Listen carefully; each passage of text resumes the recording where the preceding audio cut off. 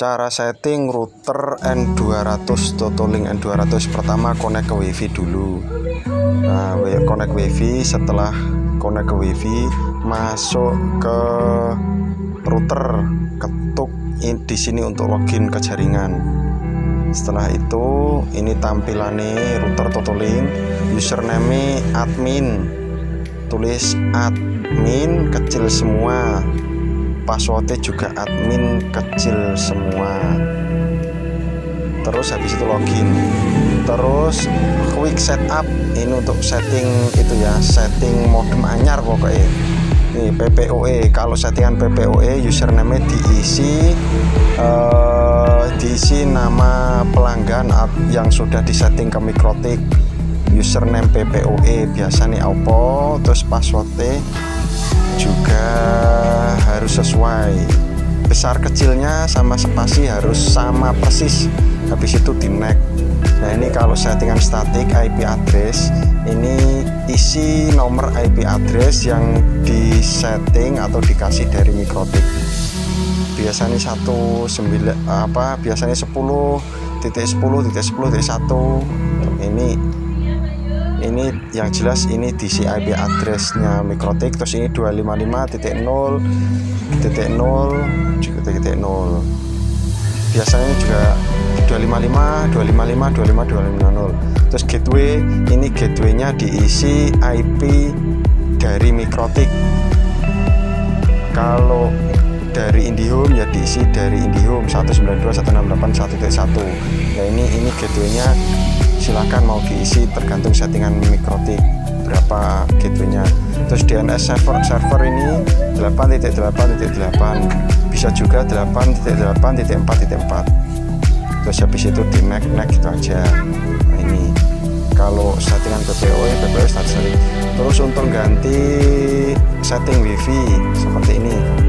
Ini status, kalau ada gangguan bisa dilihat statusnya.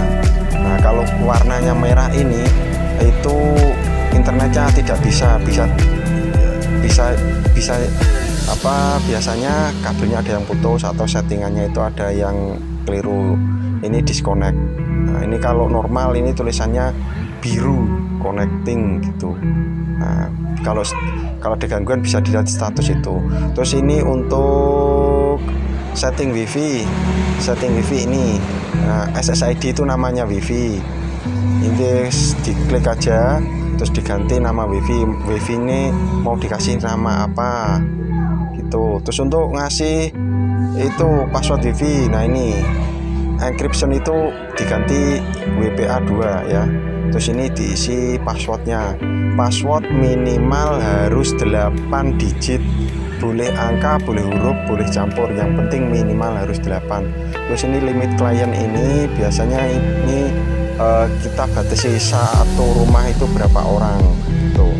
Biasanya maksimal itu 6-7. Kalau lebih dari 6 atau lebih dari 7 itu biasanya lemot, makanya harus dibatasi aja ben gak akeh sing gawe WiFi. Limit klien ini dikasih aja 7 gitu. Normal maksimalnya 32, tapi saya sarankan untuk dikasih 6 atau 7 aja ben gak lemot. Nah, habis itu di apply bawah ini. Terus untuk settingannya ini jangan lupa channel width-nya itu diganti 20 MHz. Terus untuk settingannya itu diganti ya, channel width 20 MHz.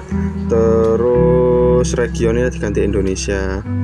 Terus untuk channel number itu biasa nih dikasih, kalau auto itu bisa channelnya bisa pindah-pindah. Untuk saya sarankan bisa dikasih angka 1, 6 atau 11. Nah, tapi lek ragu channelnya WiFi yang paling lancar ya dipindah ke auto saja, itu otomatis bisa pindah-pindah. Nek nang desa cocoke pakai auto, atau rumahmu jarang sengge WiFi pakai auto. Terus ini RX output power ini saya sarankan ke yang 50 MHz saja. Jadi kalau 50 MHz itu lebih stabil. Ini kalau enggak 50 ya 35 aja. Terus habis itu di apply itu. ada lagi. Terus sekarang kita mau ngecek siapa saja yang menggunakan wifi, yang connect ke wifi kita itu ada berapa orang. Itu kemasuk network, LAN setting. Terus habis itu nah di bawah sendiri ada DHCP client list, itu yang menggunakan wifi kita yang connect saat ini ada 2, yaitu Vivo sama Android. Ini dengan IP itu, dengan nama itu. Terus sekarang kita caranya nge-reboot schedule atau nge-restart secara otomatis sistem ke reboot schedule. Terus habis itu dari reboot schedule dari disable diganti ke enable. Setelah itu harinya ya toh harinya kalau everyday itu setiap hari.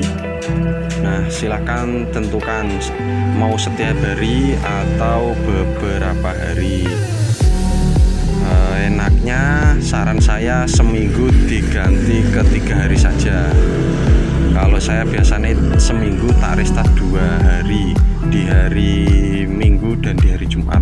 Setelah dicentang ini jam 3:30. Soalnya pengguna wifi yang jarang itu biasanya jam 3:30 itu wifi jarang digunakan, jadi tepat untuk restart. Habis itu di apply.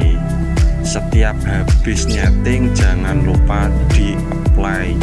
Kalau nggak di apply settingannya tidak tersimpan. Sekian, terima kasih.